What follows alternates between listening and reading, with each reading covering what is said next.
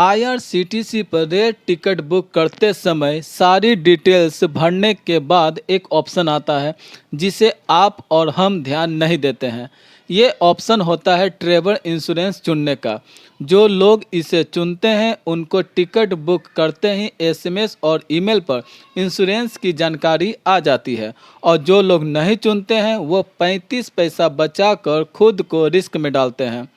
इसका बड़ा उदाहरण उड़ीसा में हुआ ट्रेन हादसा ही है।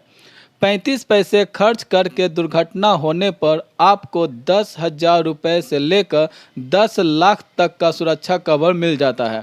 नहीं किया तो कुछ नहीं।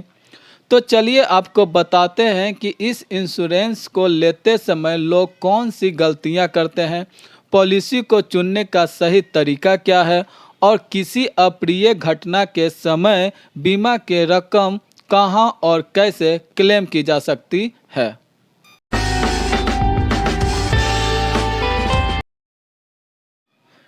35 पैसे वाला इंश्योरेंस लेते ही उन्हें तुरंत एसएमएस या ईमेल पर इंश्योरेंस की जानकारी आ जाती है।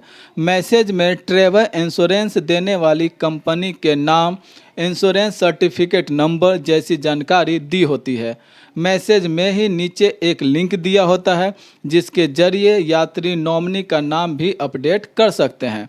यह सब बहुत ही कम लोग करते हैं। ज़्यादातर लोग इंश्योरेंस लेते ही नहीं है, और यदि लेते हैं तो एसएमएस या ईमेल चेक करते ही नहीं है, या फिर घर के सदस्यों को इस कवर के बारे में बताते नहीं है। ऐसे में जानकारी के अभाव में लोग बीमा क्लेम नहीं कर पाते हैं।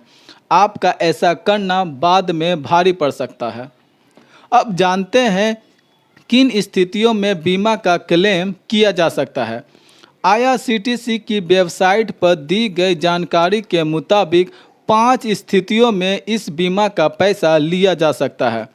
सफ़र के दौरान मौत होने पर, अस्थायी आंशिक विकलांगता पर, अस्थायी पूर्ण विकलांगता की स्थिति में, गंभीर चोटों की वजह से अस्पताल में भर्ती होने पर, अगर यात्री की मौत होगी और उसकी डेड बॉडी मिली है तो उसे भेजने के लिए भी बीमा कवर मिलता है। अब जानते हैं बीमा क्लेम कैसे किया जाए। पीड़ित या उसके नॉमिनी को या उसके कानूनी वारिस को क्लेम फॉर्म लिखित में इंश्योरेंस कंपनी के नज़दीकी कार्यालय में आवेदन करना होगा। ये आवेदन हादसे वाले दिन से 4 महीने के अंदर हो जाना चाहिए। उसके बाद आवेदन मान्य नहीं होता है। बीमा का दावा करते समय पॉलिसी के सबूत, सर्टिफिकेट, रेलवे अथॉरिटी की तरफ से ट्रेन एक्सीडेंट या अप्रिय घटना होने की पुष्टि की रिपोर्ट, रेलवे अथॉरिटी की तरफ से एक्सीडेंट में मृत यात्रियों की जानकारी वाली रिपोर्ट, पूरी तरह भरा हुआ एक्सीडेंट क्लेम फॉर्म जिस पर नॉमिनी या कानूनी वारिस के हस्ताक्षर हो, अपने खाते में पैसे ट्रांसफ़र करवाने के लिए निफ्ट की आवश्यक डिटेल्स और एक कैंसिल चेक, नॉमिनी का फ़ोटो और आइडेंटिटी प्रूफ होना चाहिए। 35 पैसे की पॉलिसी में अस्पताल में भर्ती होने की स्थिति में पॉलिसी के तहत 2 लाख रुपया, अस्थायी आंशिक विकलांगता के लिए 7.5 लाख रुपया और मृत्यु होने की स्थिति में 10 लाख रुपये का कवर दिया जाता है। 5 साल या उससे कम आयु के बच्चे के लिए यह बीमा लागू नहीं होती है। सभी क्लास के यात्रियों पर एक ही ट्रैवल इंश्योरेंस पॉलिसी लागू होती है। नियमानुसार सभी जरूरी कागजात जमा करने के 15 दिनों के अंदर बीमा पॉलिसी की रकम मिल जानी चाहिए। यह बीमा सिर्फ भारतीयों के लिए ही लागू होगी।